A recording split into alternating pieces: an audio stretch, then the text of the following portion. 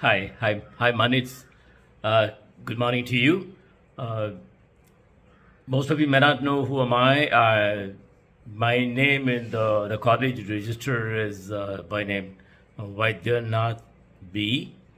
In short, the people know me by the name VBS Mani, MANI. I passed out in 1968 mechanical. Of course, I know that the college started in 65, and I came out of the college in 1968. Started working with BHE Electricity for a short while, then at Larsen & Toubro for very long innings, and some 27 years of entrepreneurship, running a company with a global network, and we sold the company to American corporation later. So this is the brief of me, who am I? And in fact, when I learned of this alumni election at the college, and I thought there's a strong need to discuss with some of my senior colleagues, and I reached out to Mr. Kapil Kumar of the very first batch, Mechanical 1965. Then I also reached out to a few of our other colleagues like Mr. Dharmendra Kotari from 1966 Electrical, Abhay Kandalwal from the next batch, 67 batch Mechanical, and then also spoke to Vijay Varangangar of 69 Electrical, and some people from 76 and 77.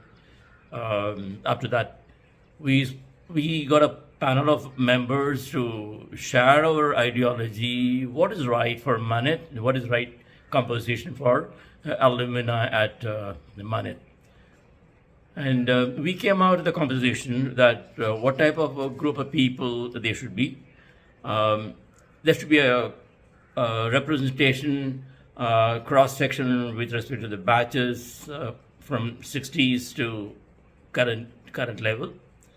And the people should be young and energetic with the burning desire to do something for the benefit of the institute and the students. And there's no meaning in having the oldies who may not have the energy and stamina to take this type of task and run. And we were looking at the people that from below the age of 65 and from the latest batches, and who can honestly get in and contribute. And we were also looking for visionaries, someone, the entrepreneurs and senior executives of the government organization, and those who have run a business successfully, the network with the people around the world. And the people who are joining the alumni should have the strong passion for networking and work selfless. When I mean selfless, what I get is not important to me than what I give. And there is going to be fundamental philanthropic approach should be there in everyone's mind so that they are able to contribute something to the welfare of the students and welfare of the alumni, those who are passed out, and also to the institute. And there should be no gender bias. There should be boys and girls, women and men and women, and also no seniority and juniority. And everyone should look at with equal responsibility to function. These are some of the compositions we had in our mind, and we were scouting around. We were looking for various parts of the world in India, in the various corners, the various chapters we interacted with, and finding out who are the right people who can possibly join this, get onto the board, to form a team of 18, including the president, the vice president, joint secretary, and executive committee members, and domestic and overseas.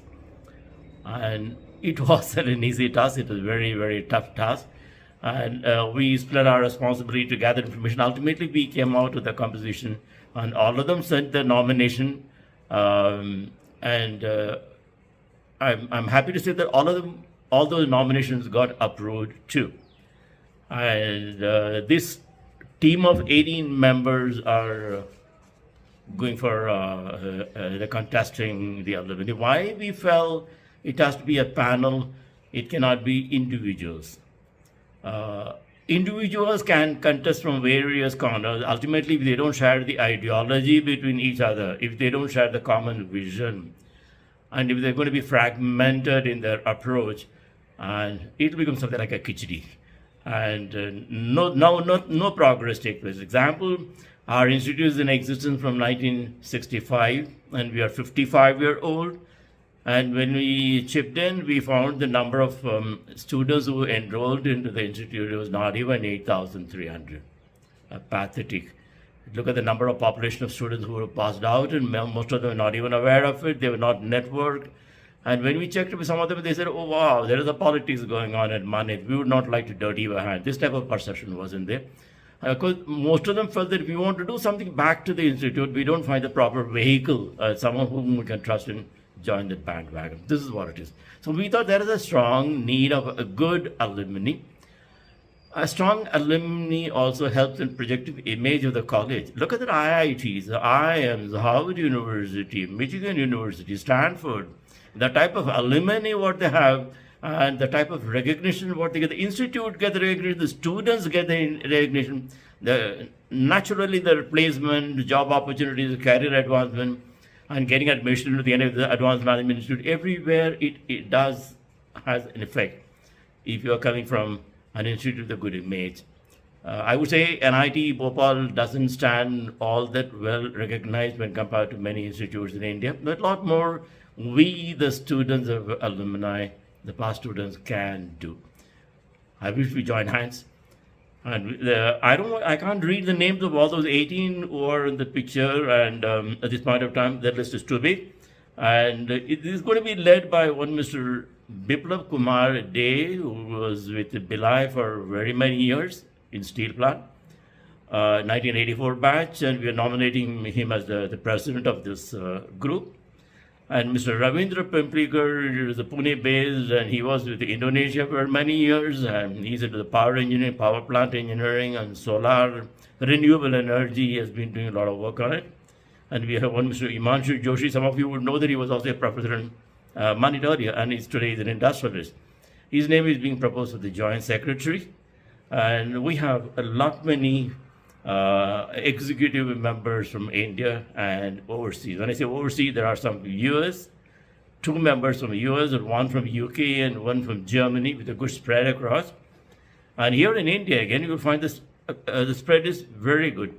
It's just 2, some from Pune, some Jaipur, from Indore, from Hyderabad, from Bombay, from Noida, and Bangalore, and every one of them are picked. And if you're surprised, the senior most member in this group is the vice president, who is passed out in 1982. He's just 60-year-old. And the youngest is the one who graduated in 2021, giving a very wide spectrum of coverage of various batches to come out with their thinking. The oldies may not be technology savvy, and the younger generation are terribly technology savvy. The objective of merging this group is to see that they bring in many of their ideas to see what can be done to the institute. This is the alumni we would love to honestly establish. But it all depends on you.